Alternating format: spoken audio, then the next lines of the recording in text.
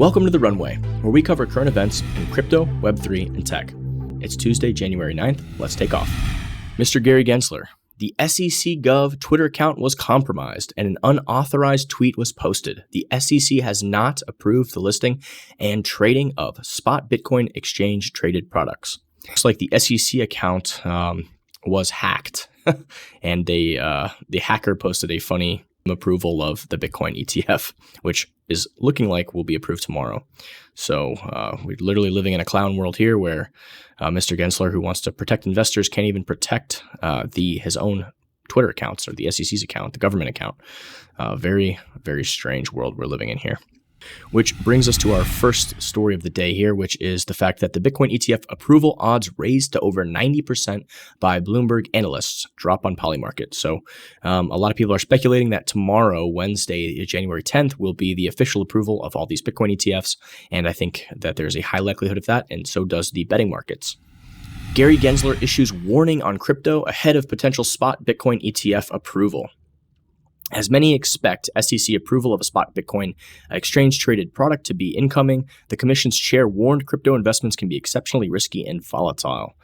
This seems like a nice little cover-your-ass statement for the imminent approval of these things, but I guess we'll know more details tomorrow. Gensler's going to be able to protect investors when he is struggling to even protect his own Twitter or X accounts. Here is his thread. His cover-your-ass thread. Some things to keep in mind if you're considering investing in crypto assets. And he just kind of does this little thing here, and he posts his three little messages. Autism Capital. This is what capitulation looks like, folks. Paul Grewal.eth, which is he's the chief legal officer for Coinbase, says the SEC tells Judge Shelby in Debtbox that it seriously and deeply regrets its repeated misrepresentations and blames staff. That same day and today, its chair dog whistles tired tropes to that same staff and others. How can any court take its regret seriously? Couldn't agree more. And perhaps my favorite little take here is from Meta Lawman. Hey, Gary Gensler, thanks for the tip. One follow-up question. What's a crypto asset security, and where can I find the definition in a statute or the Code of Federal Regulations? Or did you just make up the term? Asking again for a few million investors. Love that. Classic. They love to just make up new words and, make up new things and speculate to expand their power in these agencies. Next story of the day. Donald Trump may be crypto's unexpected savior. Republicans say a second Trump term or a Trump administration would be a boon for crypto. The cryptocurrency industry has spent the Biden era in a losing battle with Washington. If Republicans take power in 2024, it can still win the war. Donald Trump derided crypto during his presidency, but if he returns to the White House, he is expected to usher in policy and personnel that would be more aligned with digital asset firms. GOP lawmakers and conservative groups have drafted regulatory proposals in line with the industry's wish list, and Republicans are already floating the names of potential regulators who would play a key role in turning the tide. It would mark a major shift from President Joe Biden, whose administration and regulators are consistently taking a skeptical approach to crypto over what they see as risks to consumers and the broader financial system. Leading Democrats in Congress, including Senate Banking Chair Sherrod Brown of Ohio and Senator Elizabeth Warren of Massachusetts, are likewise ramping up scrutiny. The crypto lobby, in response, is fighting back hard against policies designed to rein in the industry, including in court. If the second Trump administration takes place, the president will be a lot more friendly to the crypto industry, says House Majority Whip Tom Emmer, R. Minnesota, who endorsed Trump this month and is one of Capitol Hill's leading crypto proponents. So my take here on this is that I'll believe it when I see it. There was a lot of hostility in the previous administration, although the sort of laissez-faire and cutting of regulations and sort of more pro-business friendly agenda was definitely much better for crypto. Although there were antagonists in the administration. I think Steve Mnuchin he's a big bank guy. He's from that industry. He obviously was very antagonistic to the crypto industry, but nothing compares to what we've seen from the current Biden administration and individuals like Elizabeth Warren and Sherrod Brown. They have made it their mission to, form their little anti-innovation army. I do think that a second Trump administration would be a lot more friendly. There would probably be a lot of cabinet officials in that administration who are pro-crypto. And the fact that in the past 4 to 5 years, Trump has actually created his own NFT collection and been active purchasing crypto and being involved in the ecosystem on the Ethereum blockchains. And, obviously his overall financial sort of deregulation mindset, I think would be good for the industry, especially right now when it's sort of still in its infancy and we're still trying to, create jobs and create opportunities, and the industry is still growing, and tools and different crypto assets are being developed and tested in real time, right? So you sort of need that sandbox mentality until we see how things sort of evolve. And then we can sort of have this light touch regulatory approach to certain things, right? Which I think is severely lacking in the current administration. That being said, I think a RFK Jr. presidency, or a Vivek Ramaswamy presidency, I think those are options 1A and 1B for crypto. And I think we've seen, I've seen a lot of fantastic, deep understanding coming from those two candidates, right? RFK Jr. spoke at Bitcoin Day. His speech was fantastic. He really dove, he really understood the nuance and the details. He's done his due diligence, and he really understands kind of what's happening. So I think those are options 1A and 1B for the crypto industry. That being said, I think, the secondary option would be a Trump presidency, a much more friendly, business-minded approach there. And then, the worst case scenario would be another 4 years of what we currently have, especially with the SEC chair and with the current, cabinet and presidential administration, and a lot of the shady things going on, the unconstitutional sort of stuff happening behind the scenes, sort of attacking crypto companies through the banking system and sort of doing all this shady stuff that was part of the Obama administration when it came to Choke Point 1.0. A lot of these same officials are back in power and doing the same things during Choke Point 2.0, despite losing battles in court and being told that these are unconstitutional actions. Here they are, at it again. Let's go to the next story. Blockchain Basics Act lands in Nebraska, 13 states to introduce crypto legislation in 2024. The Blockchain Basics Act, a bill that seeks to protect several blockchain-based activities from being outlawed by the U.S. government, has been introduced in Nebraska, sponsored by Senator Elliot Bolstar. The bill is similar to the one introduced in Missouri recently, and 11 more states are expected to introduce similar regulations this year, according to the Satoshi Action Fund. Another pro-crypto, pro-blockchain bill in the states, sort of to enshroud some rights. I think this is good nationwide policy that's occurring in individually with from state to state. So it's nice to see this. Let's move on to our next story. In Bitcoin ETF battle, Grayscale is bringing a gun to a knife fight. The Grayscale Bitcoin Trust GBTC, 27 billion of Bitcoin and 350 million of daily volume gives Grayscale an advantage versus BlackRock and other wannabe rivals, according to Bloomberg's Eric Balchunas. So the take here sort of is that Grayscale has a trust already that holds Bitcoin, and they want to convert to this ETF product. And it looks like that they are going to get the green light with all of the other ETFs probably tomorrow, but that will immediately give them tons of AUM, or assets under management, right? So they will immediately hold this huge lead of Bitcoin that they sort of have in their ETF if it gets allowed to be converted from the trust. I think the other interesting take here in this is they're talking about the fees, and they're basically saying that Grayscale is going to keep sort of this higher fee structure for longer as opposed to a lot of its competitors. And they probably won't need to lower those fees initially, right? Because a lot of the money that gets converted from this trust to this ETF, people already have invested, right? And me speaking from my personal point of view, I own GBTC in multiple investment accounts. And, this idea that I would actually have to sell that ETF to buy a different one with a lower fee would create this sort of taxable situation for me. So I might take the slightly higher fee and just leave sort of the funds I have into GBTC. But the way I'll approach it is that I will diversify and potentially purchase some of these other the lowest fee sort of ETF with future funds, and maybe just leave alone what I currently already have in GBTC, mainly for that sort of tax situation. I don't want to create this taxable situation where I have to pay tax on the gains, right? All right, let's move on to the next story here. Mysterious crypto dark money group ramps up lobbying efforts ahead of the 2024 election. A new mysterious nonprofit group backed by the crypto industry has set up a mailing address about 100 miles away from Washington, D.C., and is making moves to exert power in the nation's capital. The Cedar Innovation Foundation, a 501c4 that was incorporated in Delaware in April, has launched advertisements against at least one powerful lawmaker who's up for re-election, and quietly hired a group of strategists to fight on its behalf, according to records uncovered by CNBC. It's part of the broader effort by the crypto industry to influence Congress ahead of the 2024 elections, and as a variety of crypto-related bills begin to weave their way through Washington. So here we've got this interesting character, this Dennis Kelleher from the CEO of the nonprofit Better Markets. He had his little he put out his little article recently about why the SEC should deny the Bitcoin ETF, right? So he's an antagonist here. Dennis Kelleher, CEO of the nonprofit Better Markets, told CNBC that he predicts industry is going to spend big this year to try to fend off lawmakers who are critical of crypto. What we're going to see in 2024 is a massive ramp up in crypto-funded dark money campaigns against anybody who isn't a crypto shill, Kelleher said. By the end of the year, when it's all added up, I think the crypto industry is going to put hundreds and hundreds of millions of dollars in trying to defeat people who want to actually represent the voters rather than represent crypto. Isn't that funny? Actually represent the voters. So numerous polls have shown that the majority of citizens and people and voters are pro-crypto. They see crypto as a technology of the future. So what he's saying here is just blatantly false.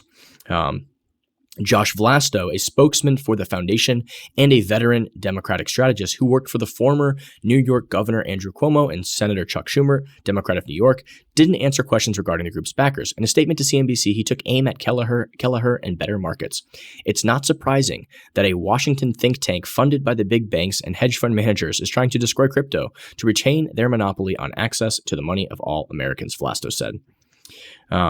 Kelleher fired back, saying Cedar Innovation was lying about Better Markets and called his organization an independent nonprofit. So what are my takes on this? Don't hate the player, hate the game. It sucks that all this, sort of lobbying is occurring, but it's occurring in every industry. It's occurring all over the place. If you want to be in the game, you have to be a part of the game, right? And it's about time that this area of technology sort of has a voice and a sort of this lobbyist group who can help educate politicians on why this technology is good for business, good for freedom, good for America, and good for the future, right? And then we can sort of counter a lot of this FUD and negative messages from uneducated or compromised individuals like Elizabeth Warren and Mr. Sherrod Brown.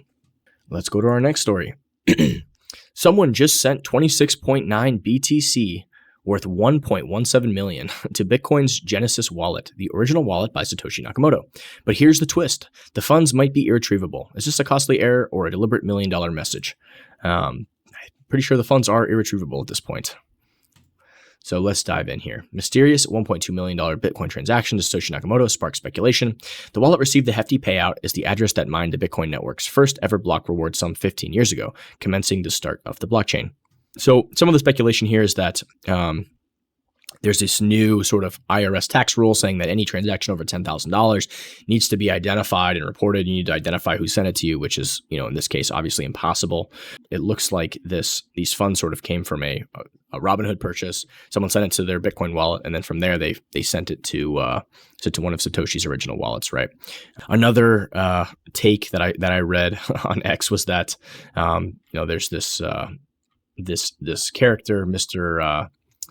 Craig Wright, who claims to be Satoshi, but myself and many in the industry think he's a definite fraud. Somebody thought that maybe that he won a court case somewhere and somebody owed him $1 million and they sent it to this address that he claims he owns because he says that he's Satoshi, right? This could be a way to fulfill the obligations of the court case, but at the same time make it so Craig Wright doesn't ever get the funds, which serves him right, in my opinion. Next up, Fox Polygon release blockchain-powered tool Verify to weed out deepfakes. Verify is an open-source protocol built on Polygon's proof-of-stake blockchain, specifically used to establish the origin and history of registered media. What a brilliant situation here to use cryptography and to use public-private key pairs to verify authenticity, right? And this is very important, especially with, the advent of, deepfakes and all this stuff happening and fake news and all these sort of things. We will still get tons of fake news from all these different publishers like we always do, but at least we'll know it actually came from them. So this new tool that's being worked on, I think is very cool. Let's see here. So here is Sandeep Nalwal, who is one of the founders of Polygon, I believe. Welcome to the Polygon Ecosystem Box Corporation. Today's the public beta release of Verify, an open source protocol that makes it easy for media companies to register content, like images, videos, and text, so that consumers can confirm their authenticity. You will get this on-chain cryptographically signed sort of message here. If we look at this, you can see that there's a transaction hash and there's a signature. If Fox or CNBC or whoever owns this wallet, they can post this signature with their story that they signed this article, that it was actually them who produced it, right? So interesting implementation of blockchain tech. Let's move on a little bit to the AI front here. AI aids nation-state hackers, but also helps U.S. spies to find them, says NSA cyber director.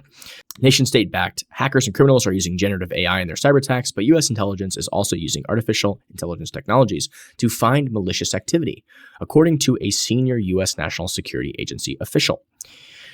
We already see criminal and nation-state elements utilizing AI. They're all subscribed to the big-name companies that you would expect, all the generative AI models out there, said NSA Director of Cybersecurity Rob Joyce, speaking at a conference at Fordham University in New York on Tuesday.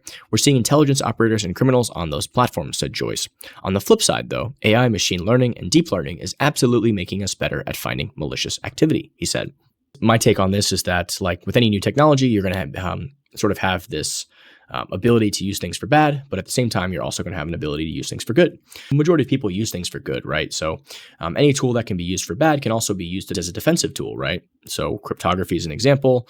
The internet is an example, right? People can put bad stuff on the internet, but also the majority of the use of the internet is for good and for human progress, right?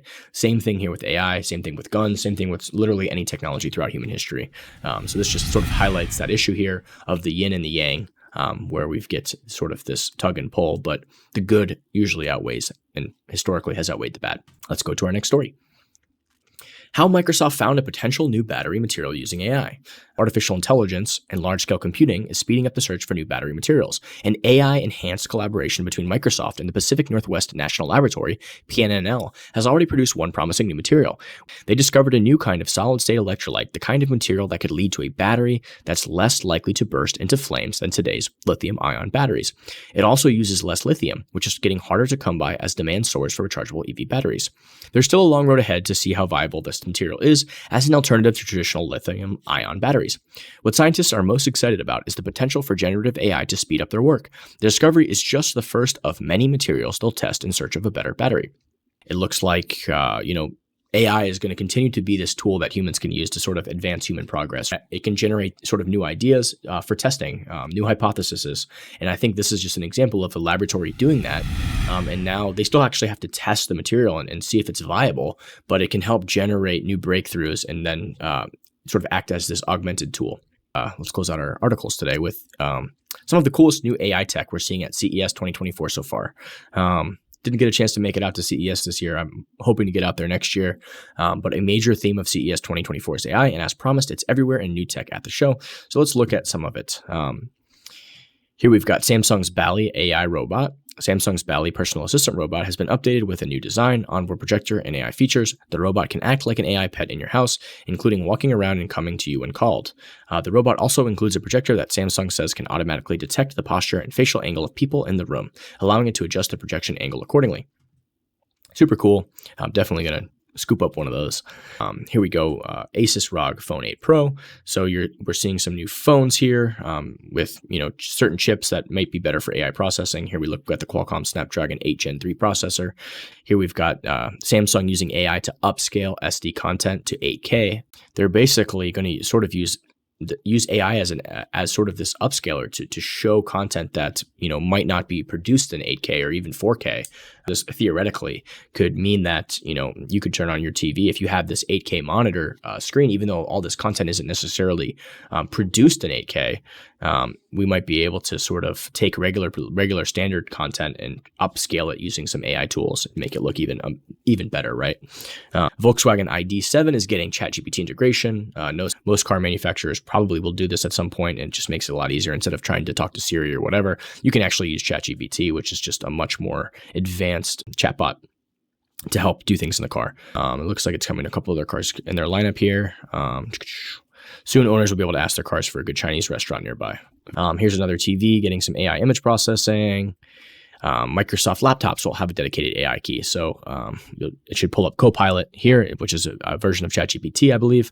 And you just press the button and say, hey, it pulls up Copilot on your screen, and you can talk to it. You can also type in any message or question you have. The Perfecta grill uses AI to grill the perfect steak. Sear in the Perfecta, the AI will learn and get better at cooking, according to Sear Grill. The Oaklean X Ultra uses AI to make you a better brusher. The Oaklean X Ultra Wi-Fi digital toothbrush is an AI-powered toothbrush that gives you feedback on your brushing. So as you can see, there's a wide variety of Oaklean X Ultra will actually talk to AI tips on how to improve life better, right? The same way that crypto will make financial technology and art technologies and all sorts of different things better and faster, more productive, bring more people in. AI is going to do the same thing in a lot of ways. So there's pros, but there's cons, of course, but the pros always greatly outweigh the cons.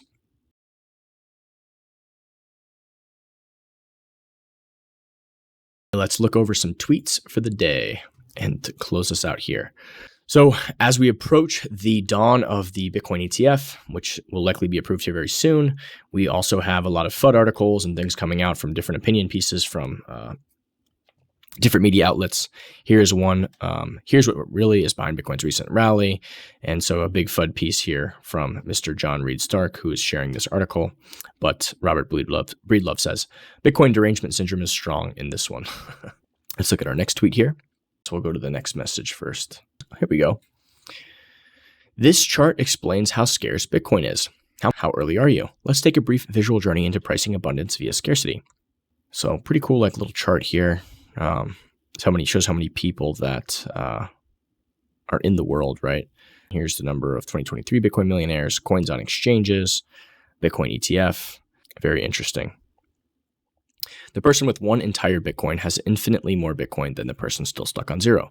Before we dwarf the whole coiners with the whales, it is important to mention that 99.5% of the world is still on zero. Few own real self-custody Bitcoin.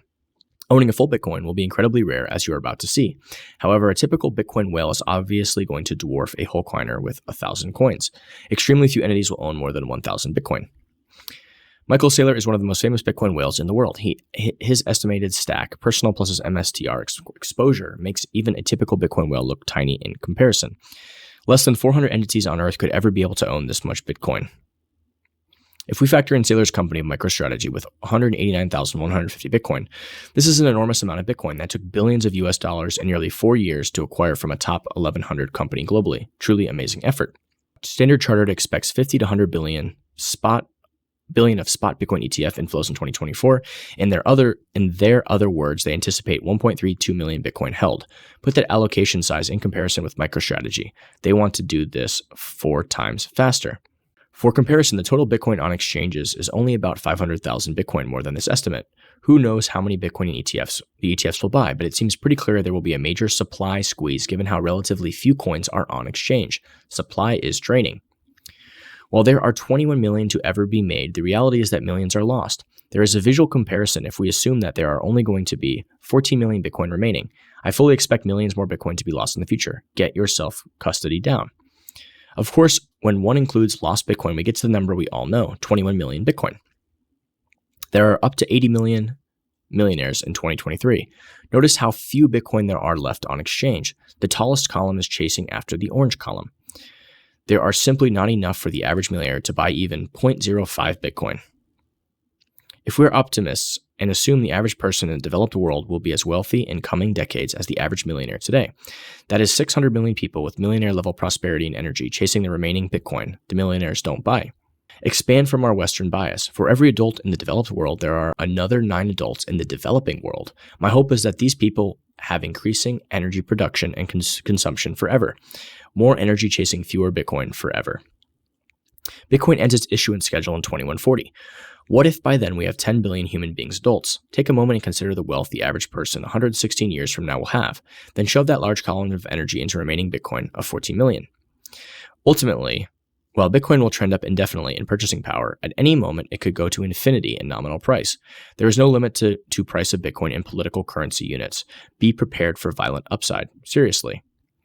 Urgent lessons. Get off zero. If you have 100% exposure to political currency, you're taking a huge amount of risk. Please diversify.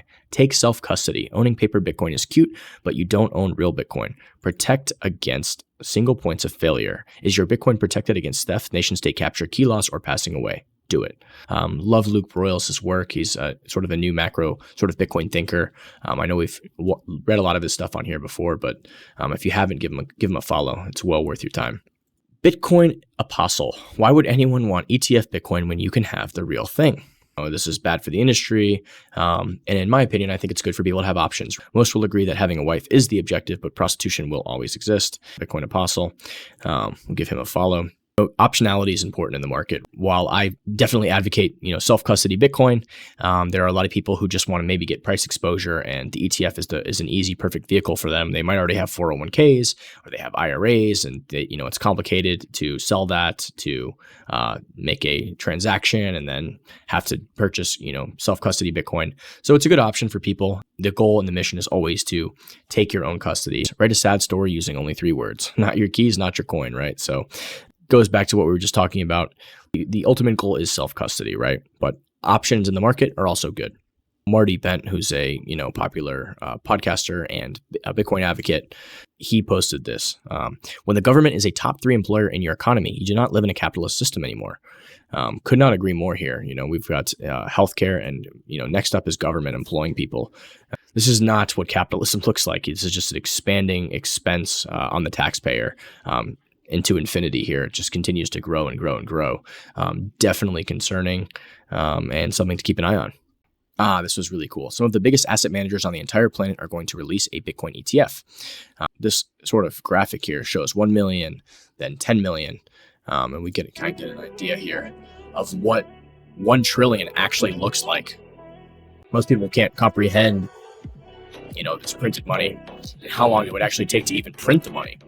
Right. So governments of the world, when they do QE and they print money and do all this stuff, they don't actually print the money. They just press a button on a computer screen. All these zeros appear in a bank account, essentially, the Fed master account, right? From the president. Wild. This is what $1 trillion sort of looks like actually printed, right? And we're talking about, multiple trillions of dollars here. So just to get a visual of that. And we'll close out with this. Gary Gensler later this week, Bitcoin from the Bitcoin Therapist. I can't make this up, folks. But let's hope for a Bitcoin ETF approval tomorrow, and this will allow access for a lot more people to get price exposure at the very least of Bitcoin. Stay safe, stay blessed, never stop learning, keep an open mind. Wishing you all love, happiness, and success in 2024. Thanks for listening.